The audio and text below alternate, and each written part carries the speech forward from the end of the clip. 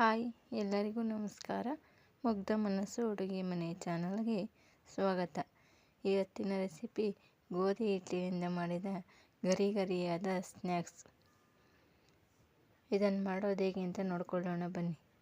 ಮೊದಲು 1.5 ಕಪ್ ಗೋಧಿ ಹಿಟ್ಟನ್ನು ಒಂದು ಪಾತ್ರೆಗೆ ಹಾಕಿಕೊಳ್ಳಿ. ರುಚಿಗೆ ತಕ್ಕಷ್ಟು ಉಪ್ಪು ಹಾಕಿ ಮಿಕ್ಸ್ ಮಾಡಿಕೊಳ್ಳಬೇಕು.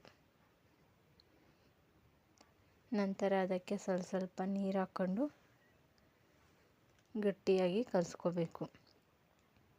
ನೀರು ಜಾಸ್ತಿ ಹಾಕ್ಬಾರ್ದು, ನೀರನ್ನು ಸ್ವಲ್ಪ ನೋಡಿಕೊಂಡು ಹಾಕ್ಕೋಬೇಕು. ಹಾಕ್ಕೊಂಡು ಪೂರಿ ಚಪಾತಿ ಹಿಟ್ಟಿನ ಸ್ವಲ್ಪ ಗಟ್ಟಿಯಾಗಿಯೇ ಕಲಿಸ್ಕೋಬೇಕು. ಚೆನ್ನಾಗಿ ನಾದಿಕೋಬೇಕು. ನೋಡಿ, ಈ ರೀತಿ ಗಟ್ಟಿಯಾಗಿ ಕಲಿಸ್ಕೊಂಡ್ರೆ ಸ್ನ್ಯಾಕ್ಸು ಚೆನ್ನಾಗಿ ಬರುತ್ತೆ ಅಂತ ಅಷ್ಟೇ. ಎಣ್ಣೆ ಹಾಕ್ಬೇಡಿ, ಮೊದಲು ಹಾಗೇ ಕಲಿಸ್ಕೋಬೇಕು.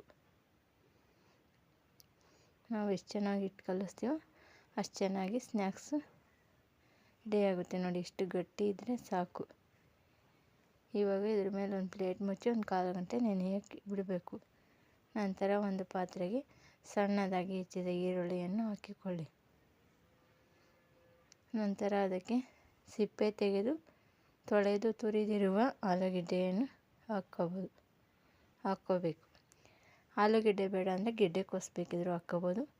ನಂತರ ನಾನಿಲ್ಲಿ ತುರಿದಿರುವ ಕ್ಯಾರೆಟನ್ನು ಹಾಕ್ಕೋತಾ ಇದ್ದೀನಿ. ನಂತರ ಉಪ್ಪು, ರುಚಿಗೆ ತಕ್ಕಷ್ಟು ಉಪ್ಪು, ಸ್ವಲ್ಪ ಗರಂ ಮಸಾಲ.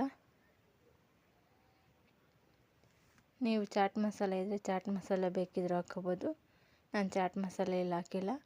ಖಾರ ನಿಮ್ಗೆ ಎಷ್ಟು ಬೇಕೋ ನೋಡ್ಕೊಂಡು ಖಾರ ಹಾಕ್ಕೋಬೇಕು. ನಾನಿಲ್ಲಿ ಖಾರದ ಪುಡಿ ಹಾಕಿದ್ದೀನಿ. ನೀವು ಬೇಕಿದ್ದರೆ ಹಸಿರು ಮೆಣಸಿನ್ಕಾಯಿ ಹಾಕ್ಕೋಬೋದು. ನನ್ನ ಮಕ್ಕಳು ತಿಂತಾರೆ ಅನ್ನೋ ಕಾರಣಕ್ಕೋಸ್ಕರ ಹಸಿರು ಮೆಣಸಿನ್ಕಾಯಿ ಹಾಕಿಲ್ಲ, ಹಾಗೆ ಬಾಯಿಗೆ ಸಿಗುತ್ತೆ ಅಂದ್ಬಿಟ್ಟು ಖಾರದ ಪುಡಿ ಹಾಕಿದ್ದೀನಿ. ನಿಮ್ಗೆ ಯಾವ್ದು ಬೇಕೋ ಅದನ್ನು ಹಾಕ್ಕೊಂಡು ಚೆನ್ನಾಗಿ ಮಿಕ್ಸ್ ಮಾಡ್ಕೋಬೇಕು. ಇವಾಗ ಇದು ರೆಡಿ ಆಯಿತು. ಇದನ್ನೊಂದು ಸೈಡ್ಗೆ ತೆಗೆದಿಟ್ಕೋಬೇಕು. ಇವಾಗ ನಾವು ಆವಾಗಲೇ ಹಿಟ್ಟು ಕಲಸಿಟ್ಟಿದ್ವಲ್ಲ, ಅದು ಇವಾಗ ನೆಂದಿರುತ್ತೆ. ಇವಾಗ ಒಂದು ಸರಿ ಅದನ್ನು ಚೆನ್ನಾಗಿ ಕೈಯಿಂದ ನಾದ್ಕೊಂಡು ಉಂಡೆ ರೀತಿ ಮಾಡ್ಕೋಬೇಕು. ನಾವು ಚಪಾತಿ ಹಿಟ್ಟೆಲ್ಲ ಮಾಡೋಕ್ಕೆ ಉಂಡೆ ತಗೋತೀವಲ್ಲ, ಆ ರೀತಿ ಉಂಡೆ ತಗೊಂಡು ಚಪಾತಿ ರೀತಿ ಆದಷ್ಟು ತೆಳ್ಳಗೆ ಒತ್ಕೋಬೇಕು. ಜಾಸ್ತಿ ದಪ್ಪ ಒತ್ಕೋಬೇಡಿ, ತೆಳ್ಳಗೆ ಒತ್ಕೊಂಡು. ದಪ್ಪ ಒತ್ಕೊಂಡ್ರೆ ಅದು ಒಳಗಡೆ ಬೇಯಲ್ಲ, ಹಾಗೇ ಇರುತ್ತೆ. ಹಾಗಾಗಿ ಸ್ವಲ್ಪ ತೆಳುವಾಗಿ ಒತ್ಕೋಬೇಕು. ನಾವು ಎಷ್ಟು ತೆಳುವಾಗಿ ಒತ್ಕೋತೀವೋ ಅಷ್ಟು ಚೆನ್ನಾಗಿ ಒಳಗಡೆ ಎಲ್ಲ ಬೇಯುತ್ತೆ ಅಂತ ಅಷ್ಟೇ. ನಾನು ಇವಾಗ ಇಲ್ಲಿ ಒತ್ತಿದಾಗಿದೆ. ಇವಾಗ ಇದಕ್ಕೆ ಎಣ್ಣೆ ಅಥವಾ ತುಪ್ಪ ಯಾವ್ದು ಬೇಕಿದ್ರೂ ಹಾಕ್ಕೋಬೋದು. ಅದ್ರ ಮೇಲೆ ಹಾಕ್ಕೊಂಡು ಸವರ್ಕೋಬೇಕು. ಕ್ಲೀನಾಗಿ ಎಲ್ಲ ಕಡೆನೂ ಸವರ್ಕೋಬೇಕು. ಇವಾಗ ಇದು ಸವರಿದ್ದಾಗಿದೆ. ಇವಾಗ ಇದಕ್ಕೆ ಆವಾಗಲೇ ನಾವು ಕ್ಯಾರೆಟು ಈರುಳ್ಳಿ ಎಲ್ಲ ಹಾಕಿ ಮಿಶ್ರಣ ಮಾಡ್ಕೊಂಡಿದ್ವಲ್ಲ, ಅದನ್ನು ಹಾಕ್ಬಿಟ್ಟು ಕ್ಲೀನಾಗಿ ಎಲ್ಲ ಕಡೆನೂ ಹರಡ್ಕೋಬೇಕು. ಹರಡ್ಬಿಟ್ಟಾದ್ಮೇಲೆ ಈ ರೀತಿ ತೋರಿಸ್ತಿದ್ದೀನಲ್ಲ, ಈ ರೀತಿ ಕ್ಲೀನಾಗಿ ಸುತ್ಕೋಬೇಕು. ಕ್ಲೀನಾಗಿ ನೋಡಿಕೊಂಡು ಸುತ್ಕೋಬೇಕು. ಸುತ್ತಿದಾದ್ಮೇಲೆ ಕೊನೆಯಲ್ಲಿ ಕ್ಲೀನಾಗಿ ಈ ರೀತಿ ಮಡಿಸ್ಕೋಬೇಕು. ಇವಾಗ ಇದಾಗಿದೆ. ಇವಾಗ ಇದನ್ನು ಒಂದು ಚಾಕು ತಗೊಂಡು ನಮಗೆ ಎಷ್ಟು ಬೇಕೋ ಅಷ್ಟು ಅಳತೆಯಲ್ಲಿ ಕಟ್ ಮಾಡ್ಕೋಬೇಕು. ದಪ್ಪ ಬೇಕಂದರೆ ಇನ್ನೊಂದು ಸ್ವಲ್ಪ ದೊಡ್ಡದಾಗಿ ಕಟ್ ಮಾಡ್ಕೋಬೋದು. ಸಣ್ಣ ಬೇಕಿದ್ದರೂ ಸಣ್ಣ ಕಟ್ ಮಾಡ್ಕೊಂಡು ನಾನಿಲ್ಲಿ ಮೀಡಿಯಮ್ಮಾಗಿ ಕಟ್ ಮಾಡ್ಕೊಂಡಿದ್ದೀನಿ. ನಾನಿಲ್ಲಿ ಒಂದು ಚಪಾತಿಗೆ ಇಷ್ಟ ಆಗಿದೆ. ನಿಮ್ಗೆ ಯಾವ ಸೈಜಲ್ಲಿ ಬೇಕೋ ಅದು ಸೈಜಲ್ಲಿ ಕಟ್ ಮಾಡ್ಕೊಂಡೆ ನಿಮಗೂ ಜಾಸ್ತಿ ಕಮ್ಮಿ ಬರುತ್ತೆ. ನಂತರ ನಾನು ಇನ್ನೊಂದು ಸ್ವಲ್ಪ ಹಿಟ್ಟು ಅದನ್ನು ತಗೊಂಡು ಮತ್ತೆ ಚಪಾತಿ ರೀತಿ ಒತ್ಕೋತಾ ಇದ್ದೀನಿ. ಆದಷ್ಟು ತೆಳುವಾಗಿ ಒತ್ಕೋಬೇಕು, ಮಂದವಾಗಿ ಒತ್ಕೋಬಾರ್ದು. ಇವಾಗ ಇದನ್ನು ಕೂಡ ಒತ್ತಿದಾಗಿದೆ. ಇವಾಗ ಇದಕ್ಕೆ ಕೂಡ ಆವಾಗಲೇ ಮಾಡಿದ ಮಿಶ್ರಣ ಹಾಕ್ಕೊಂಡು ಸುತ್ಕೋಬೇಕು. ಈ ರೀತಿ ಗಟ್ಟಿಯಾಗಿಯೇ ಸುತ್ಕೋಬೇಕು. ಸುತ್ತಿ ಕೊನೆಯಲ್ಲಿ ಕ್ಲೀನಾಗಿ ಫೋಲ್ಡ್ ಮಾಡಬೇಕು.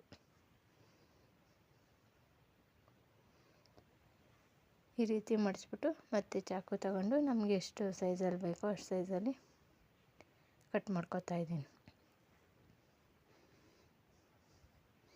ಇದು ಸೈಜು ನಿಮಗೆ ಯಾವ ಅಳತೆಯಲ್ಲಿ ಬೇಕೋ ಅಷ್ಟಕ್ಕೆ ನೋಡಿಕೊಂಡು ಕಟ್ ಮಾಡ್ಕೋಬೋದು.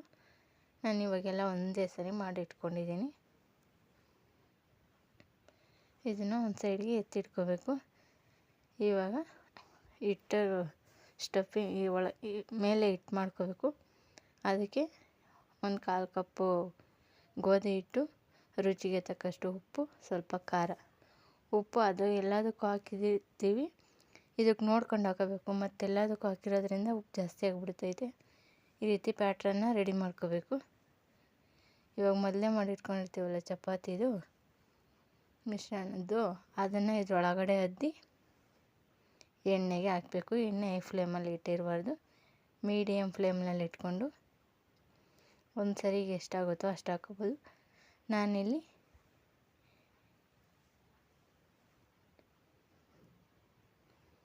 4 ಆಗಿದೆ, 5 ಆಗಿದೆ ಒಂದು ಸರಿಗೆ. ನಿಮಗೆ ನೋಡಿಕೊಂಡು ಹಾಕ್ಕೋಬೇಕು. ನಿಮ್ಮದು ಪಾತ್ರೆ ದೊಡ್ಡದಿತ್ತಂದರೆ ನಿಮ್ಗೆ ಇನ್ನೂ ಸ್ವಲ್ಪ ಜಾಸ್ತಿ ಹಿಡಿಯುತ್ತೆ. ನೀವು ಡೀಪ್ ಫ್ರೈ ಬೇಕಿದ್ರೂ ಮಾಡ್ಕೋಬೋದು, ಅಥವಾ ಸ್ವಲ್ಪ ಎಣ್ಣೆ ಹಾಕಿ ಬೇಕಿದ್ರೂ ಫ್ರೈ ಮಾಡ್ಕೋಬೋದು.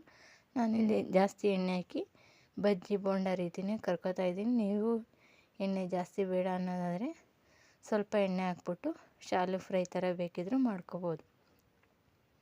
ನೋಡಿ ಇವಾಗ ಬೆಂದಿದೆ, ಇದು ತೆಗೆದಿಟ್ಕೋತಾ ಇದ್ದೀನಿ. ಈ ರೀತಿ ಮಕ್ಳಿಗೆ ಮಾಡಿಕೊಟ್ರೆ ಮಕ್ಕಳೇನು ದೊಡ್ಡವ್ರು ಬೇಕಿದ್ರೂ ತಿಂತಾರೆ. ಇನ್ನೊಂದು ಸ್ವಲ್ಪ ಇತ್ತಲ್ಲ, ಅದನ್ನು ಕೂಡ ಇವಾಗ ಹಾಕ್ಕೋತಾ ಇದ್ದೀನಿ. ಹಾಕಿದ ತಕ್ಷಣ ತಿರುಗಿಸ್ಬಿಡ್ರಿ. ಸ್ವಲ್ಪ ಹೊತ್ತಾದಮೇಲೆ ತಿರುಗಿಸಿ ತೆಗೆದಿಟ್ಕೋಬೇಕು. ನೋಡಿ ಇವಾಗ ಇದು ರೆಡಿಯಾಗಿದೆ.